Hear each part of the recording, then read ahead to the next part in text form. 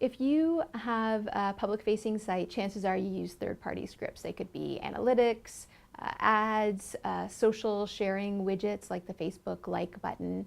And if you use any of these third-party scripts on your site, failure is inevitable. This isn't a reason not to use them.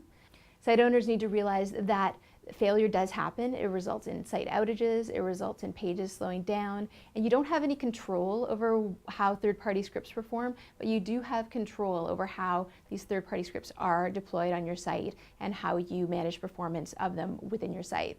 So there are several things you can do before, during, and after deployment of third-party scripts on your site.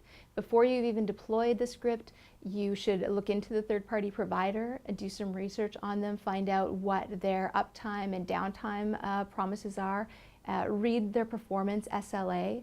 If they don't have a performance SLA, that's not a deal breaker. Most third-party script providers actually don't. They should, and this is something that you should lean on them to do.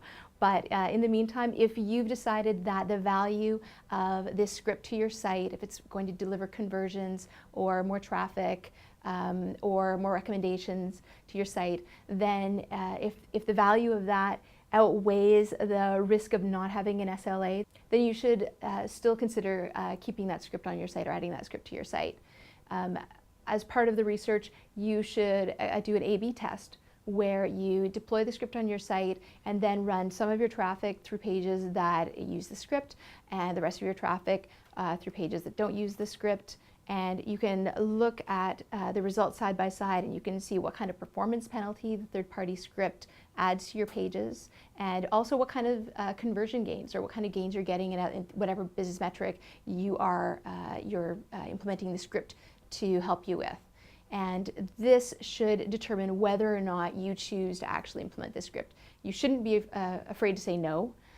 Nobody likes to be the person who says no to a really cool script that promises amazing new functionality, but if it's not going to deliver significant benefit to you and it's not going to deliver the performance that you need, then you should be ready to say no.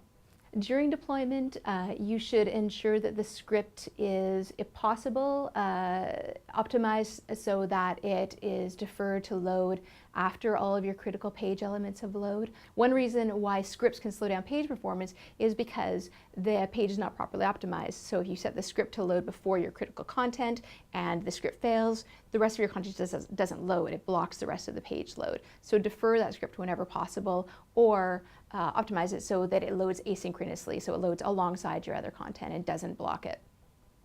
So after you've deployed the script, use real user monitoring tools. Whatever tools you're using to monitor application performance should be monitoring your third-party scripts, and you can use that information to track how the script is affecting your load time, and if it is causing problems, how can you remediate against that. You should also alert the third-party script provider if the script is causing problems. Often script providers just don't know that their script is causing problems. They want to fix them. Third-party performance problems aren't something that they can easily replicate in a lab environment or development environment. So sometimes problems don't crop up until they're out in the real world. So work with the script provider if this is a script that means something to you, that matters for your business. And ultimately, if the script is consistently failing, if you're not getting a satisfaction response from the third-party provider, you should be prepared to let the script go, remove it from your site, and go back to square one and find another third-party provider.